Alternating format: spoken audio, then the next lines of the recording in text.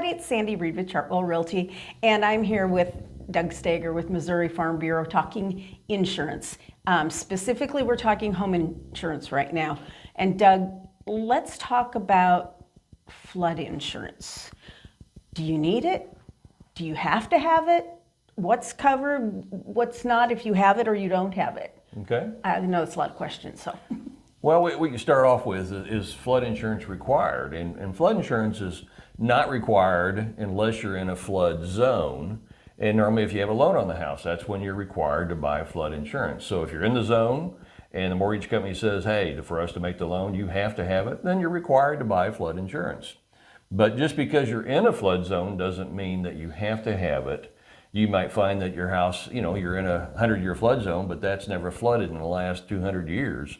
But we haven't been here that long in this area to really say, hey, is it 200 years that's going to happen? But even the little creek behind your house now, the more houses, the more concrete we get, yeah, things could flood. And your regular homeowner's policy does not cover that flood insurance if it comes in over the top of the foundation or through the window well or even seeps through the foundation. There's no water coverage by the home policy. So we want to make sure that, how do we protect ourselves? A lot of times people have seen in all the flooding that you see, a lot of big cities will be flooded. Well, most of those people don't have flood insurance because they're not in a flood zone. I don't mean you can't get flooded. So if you want that protection, you can always buy flood insurance. It will be less if you're not in a flood zone, so you can still buy that protection. If you're close to a creek or if you're at the end of the cul-de-sac where all the water comes down the street, as long as it's flooding you and your neighbor's yard, you're probably going to find, hey, I might have flood insurance coverage that could pick that up if I need it.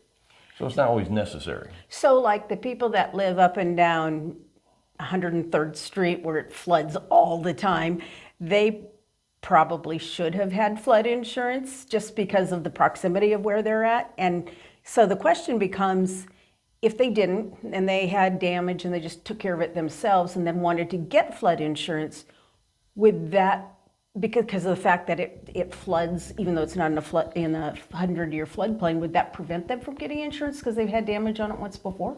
It should not make them not be able to get it. All flood insurance is actually regulated through the National Flood Program, which is the government flood program. Oh, okay. So each company can go out and sell it, but it's backed by the government if something happens. The most you could buy is up to $250,000 on a house also.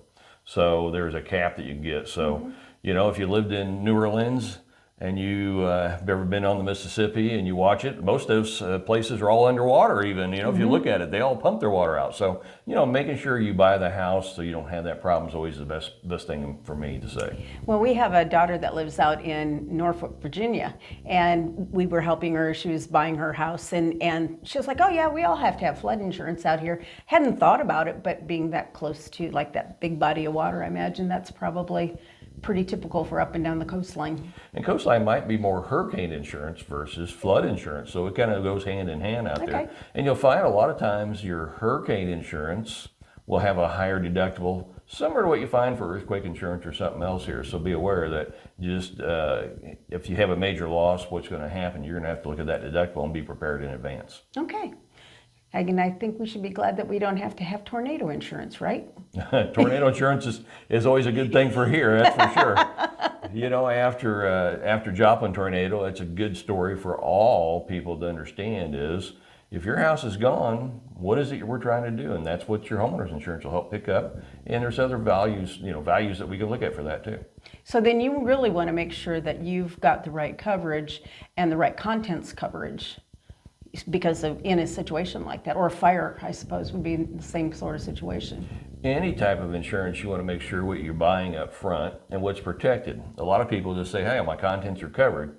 But most insurance companies require you to give you a blank piece of paper with lines on it and say, please write down everything that you lost in this particular fire or tornado or whatever it was. And if you don't have documentation, that's okay sometimes, but how do you remember you had $100,000 worth of stuff, or $50,000, or even $10,000? How do you come up with that list? So I always tell people, take a picture. When I say a picture, I mean open your drawer, open your silverware drawer, refrigerator, the freezer, your sock drawer. You want a picture of every single thing. If you got your garage full of tools, be sure you take a picture of every little drawer so that you can have documentation if you need it, just to put it down. And if the company says you really had that much stuff, hey, you want to see my picture?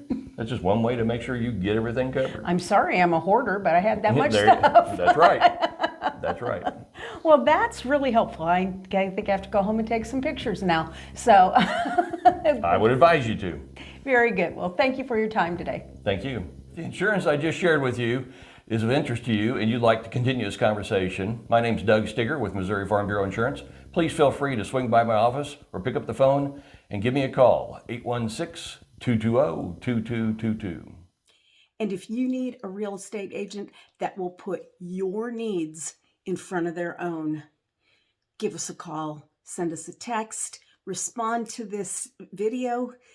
We will be there and walk hand in hand with you throughout your real estate journey to get you to your next adventure.